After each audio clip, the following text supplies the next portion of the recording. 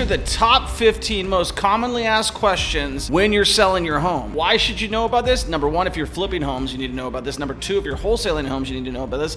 And number three, if you own a home or you plan to own a home in the future, you need to know about this. What I know about selling homes, well, I've sold 3,000 homes as both an agent and a real estate investor. So I know a thing or two about selling real estate. First question is, how do I prepare my house before I sell it? Well, the first thing that you want to do is you want to take down the picture of you with your kids and everybody looking at everybody as you walk down the stairways. Get rid of those. All the pictures you got of yourself on the fridge, get rid of them. All the other things that you have around your house, all the clutter that you have, get rid of it all. Put everything away in drawers and make it look like a hotel room with the basic amenities. Declutter it, depersonalize it, and make it a home that somebody can see themselves in. The main reason that somebody's going to want to get rid of their stuff is if they don't like you, they're probably not going to buy your house. If they see and they're walking down and they're just like, I don't like the way this person looks, they could say, I'm not going to buy the house. The clutter, well, if they see that you're on medication for like whatever, they're going to be like, too much information. They see your drawers, your underwear hanging out on the couch, which I've actually seen with one of my sellers. They are going to be like, we are not interested in buying this house. We can't see it. It looks dirty. Number two, how long will it take to sell my home? Well, there's a couple answers there. Number one, if your house is priced right in today's market in Kansas City, you're going to sell it day one.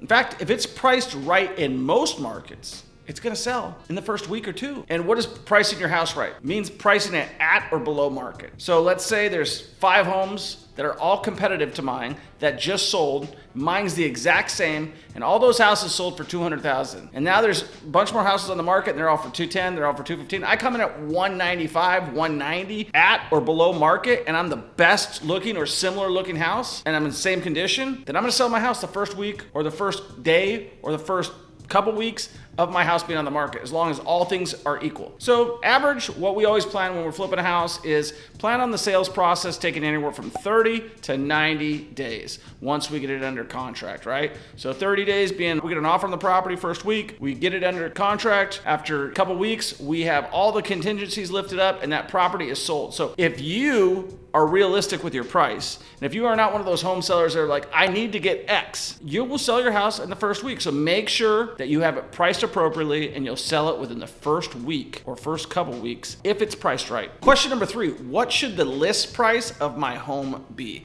And this is a great question. If you're listing your house with a realtor and you're working with a seasoned professional, somebody who actually sells a lot of properties, you would want to get with that individual and say, what is my house going to sell for and why? These days, you can get on Zillow and you can get a pretty good estimate of what your house should sell for. And if you want that, you can go to a website like PropStream, you can go to Deal Machine, you can go to Zillow, you can go to Redfin, you can go to all these different sites and see what is selling and what is sold. And even if it's a non-disclosure state like Missouri, you're gonna be able to find out what the property was listed at before it went under contract. And that's gonna give you a good idea of what the property sold for. If you're listing it yourself and you're selling it online yourself, or if you're flipping it, you'd wanna work with your realtor, or if you're a licensed realtor, you obviously you wanna price it at or below market value. Depending on whether your house has some benefits or some negatives against it, you're gonna wanna either raise the price or lower the price based on like, hey, it's got a pool, hey, it's got a great lot, hey, it's got these things, it's worth a little bit more,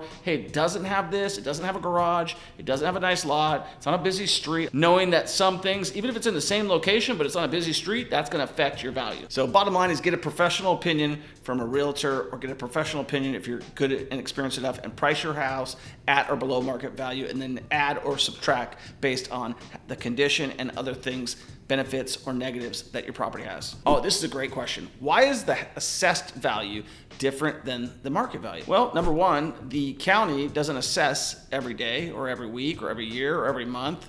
And so they only assess every once in a while. And a lot of times they will assess favorably or unfavorably depending on the county and depending on how much money they need to grab, right? So there is appraisers who work for the county that are going to determine their own value. Like, I'll give you an example. When everything was selling in Mississippi for like 20 or 30 grand, I went in there and I'm like, why is my house assessed at $80,000? He's like, well, that's what it's worth. And I said, well, I'm buying them for 20 to 30. He goes, well, we don't count foreclosures. Each county is going to come up with their own rules, their own laws, and tax the property on what they believe it is assessed at. So market value is what you can sell it for. Assessed value is what you pay taxes on. Question number 5, are real estate commissions negotiable? Abso-freaking-lutely. Every realtor worth their weight in gold is going to negotiate. If you have a realtor who's not willing to negotiate with you, I would suggest you get another realtor. And let me just tell you, if you have a realtor who's really good and they're not willing to negotiate with you, not give you anything, it might be a small ask. Like they say, oh, you know what? I will waive my transaction fee. It's $500. I'm charging you 3%. If they're not willing to do anything for you, then I would probably find another realtor. But most realtors will negotiate something off of their commission. I know when I sold a lot of houses and somebody said, hey, will you reduce your commission? And I would be like, we can bring it down to 5.75% versus 6, or we can bring it down to 5.5. Don't jump in big increments, right? If you're trying to get your price down with the realtor, ask them for, hey, would you list it for 4%? You know, they might come back and say, no, I'll do 5.75. That's what I would do if I was a realtor. I'll do 5.75. That'll save you some money. And then you would obviously pay the other agent 2.5 and keep 3 for yourself. That's what you should do. If you're a good agent, you would stand firm with your commission. Say, I can reduce a little bit, I can waive this, but real estate fees and commissions are negotiable. The one thing that you can't negotiate, which I always have tried, is title fees, escrow fees. They usually figure out a way to get tied into the state or the city or the government and say, oh, you know, it's insurance, so we're regulated by the state, therefore we can't negotiate it, therefore you're paying full freight. All right, number 6, when is the best time to sell a home? The best time to sell a home is actually in the summertime or right before school gets out. This time, right now, July, great time to sell a house. August, great time to sell a house. September, great time to sell a house. October, great time to sell a house. Starts getting cold, not a great time to sell a house. Depending, like in Las Vegas, there is no bad time to sell a house. Weather's always pretty decent. In Kansas City, as it gets colder, things slow down and it's harder to sell houses when things slow down and there's less demand. People aren't moving around as much. The other thing is the best timing is when you have the least amount of inventory. So let's say there's 10 homes in your community for sale. That's not a good time to sell your house, right? Unless you live in a gigantic community of millions of houses.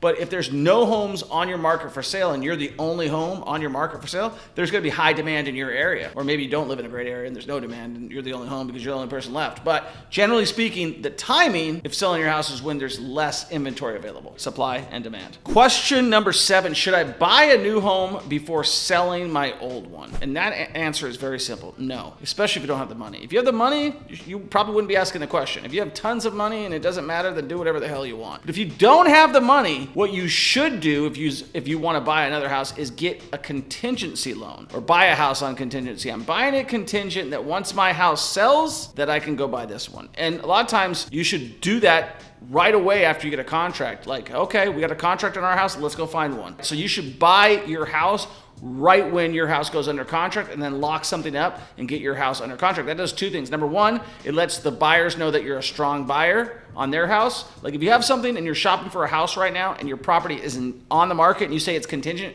but it's not on the market or it hasn't been marketed yet, I'm not taking you seriously. No, neither is anybody else, right? Unless they're desperate. I'm taking you seriously if your house is on the market and if it's under contract, then I would take a look at a contingent offer. I would not take a look at a contingent offer where the person has not put their property on the market and I don't know the list price. If I don't know those 2 things, then I don't know when the property is going to sell and I'd be taking an offer just being a big sucker. So yes, I do believe you could find a new home while your property is under contract, but wait until you actually have your property under contract, not before you do that.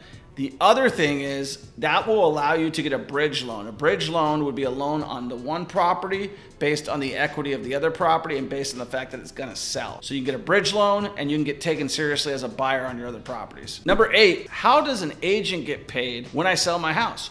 Well, here's how the agent gets paid. Let's say you were selling your house for $200,000. The agent is going to sign a listing agreement with you. In that listing agreement, they're going to specify what their broker is charging you to sell the property. In the United States, it's commonplace that the seller always pays the broker who pays the other cooperating broker. If there's 2 different people, one representing the seller, one representing the buyer, which is commonplace, then you are going to pay for that through the listing agreement. And depending on what you negotiate for your listing price, 6% would be industry standard. And sometimes it's less with some of the smaller flat fee type of things. It can go anywhere down to 4%, down to 5%. It can go higher. I've charged people 7, 8, 9%. I don't think there's a limit unless there is in that particular state. Generally 6%, sometimes a little bit more, sometimes a little bit less. And if you're trying to learn all these questions and you haven't signed up for our coaching program, what are you waiting for? We have a guy, Jeff Crawford, out of Kansas City, Missouri, that just signed up 60 days ago. He's got his first property that he's gonna make $90,000 on. And he just took a chance and invested in himself. If you're looking for that type of investment, click the link in our description, schedule a call with me and my team, and we'll teach you how to sell properties, how to buy properties, how to transfer wealth to yourself, how to get financial freedom, which you truly deserve. How much does the seller pay of the closing costs? That is all up to negotiations. In Nevada, they're gonna tell you, hey, you're a seller, you gotta pay the transfer tax. It's $5.10 per 1,000.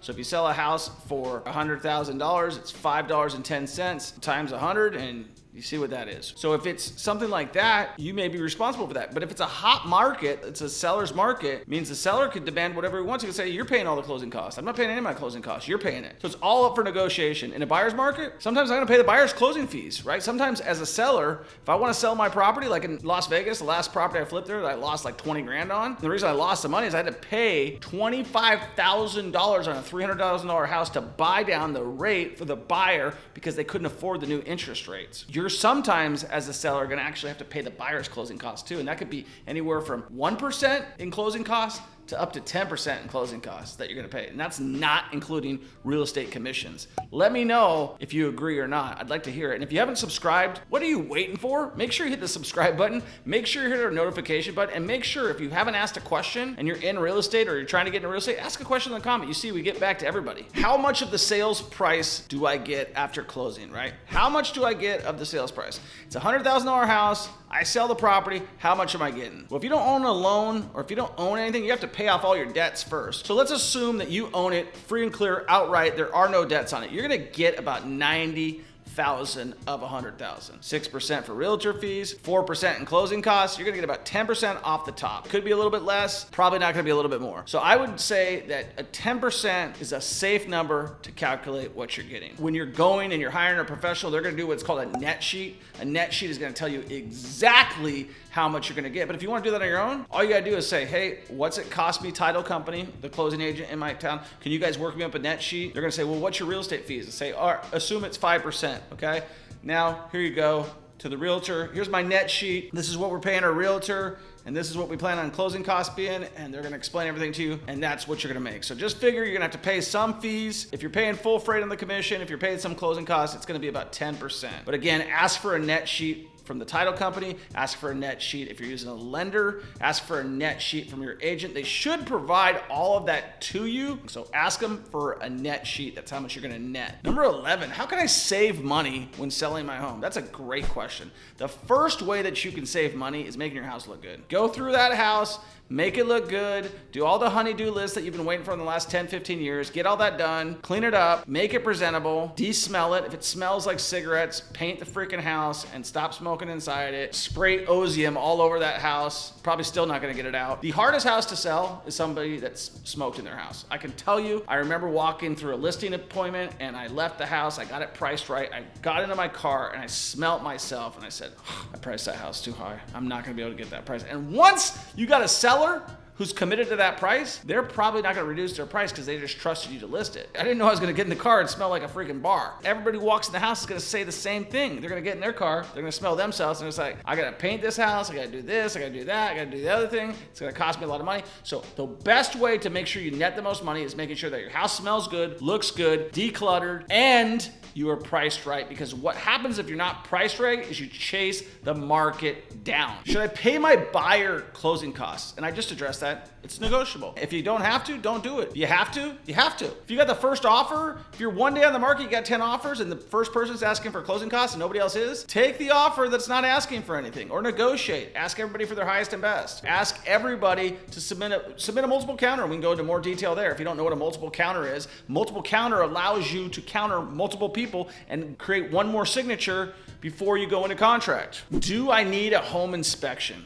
when I'm selling my house? Let me just tell you, when you get a home inspection when you're selling your house, you're doing yourself a disservice, because anything that you know about, you're going to have to disclose. If you don't know about it, you're not going to have to disclose it. So if you go and get a home inspector to go and inspect your house right before you sell it, he's going to tell you every single latent defect that you're going to have to disclose or fix, so you don't have to disclose it. So do not get a home inspection when you sell your property, but do get a home inspection when you buy it for exactly the same reason I just mentioned. The buyer or seller is going to have to disclose everything that the buyer points out. That's why in Missouri, they just attach the past inspection as part of the new documents to disclose to the new buyer. That way they could say, oh, I've already seen the inspection. These are all the issues. Even if they sent me a disclosure statement, they've obviously disclosed the last inspection to me. So don't order an inspection unless you want to just do a bunch of unnecessary disclosure, but do order an inspection when you go to buy a property. Number 14, what are the most common repairs that a bank is going to require when I'm selling my house? Well, you all know it. When a bank comes through there, they do a loan on a property, they're going to do a bunch of stuff. They could require you to put a new roof on. They could require you to replace the HVAC unit. They could require that you do everything on the inspection. I've actually seen this. If you want to blow up a deal, send your inspection to your lender. They're going to say, oh, we know about all this. We're going to require all this. But it depends on what the appraiser calls out.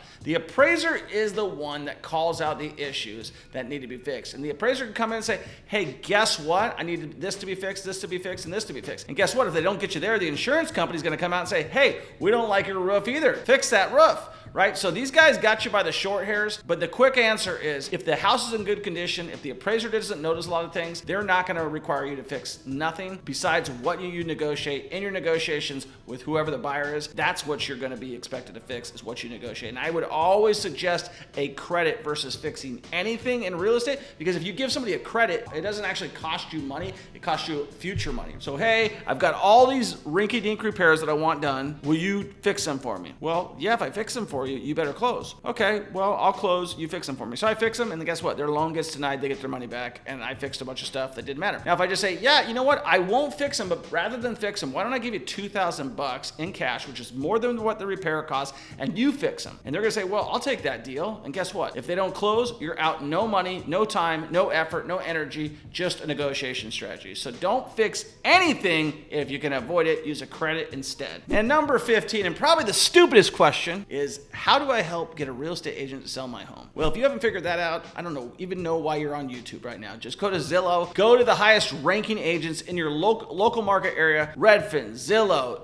or just if you're a professional, you wouldn't be asking that question. Just list it with a flat fee MLS service and do all the work yourself and leave the negotiations to yourself. If you're good with that, that's what I do. Or you could hire an agent and use somebody that you work with that has a good reputation in your local market, that knows the local market and knows what the hell they're doing, and most importantly, that they actually own real estate and know what they're doing. A lot of realtors don't own any real estate. How the hell are they gonna be your best advocate when they don't even own anything? Let me know if you agree or not. I know some of the people out there that I know personally who have sold a lot of houses, they don't own a house, right? It's literally like a car salesman guy riding his bike to work every day. What the heck does he know about driving a car? Or he's never got his license. Why do you ride your bike? Well, I don't have a license. I've never driven a car. But you're telling me to buy the Maserati. Depending on who you talk to, do not work with an agent that doesn't have experience or doesn't know what they're doing or doesn't have the chops. So make sure you hire the right agent. Make sure you subscribe to this video. If you're here right now and you're watching the end of this video, do yourself a favor, book a call with us and we'll help you make your first step by your first property in real estate. Book that call and we'll see you on the next one. Peace.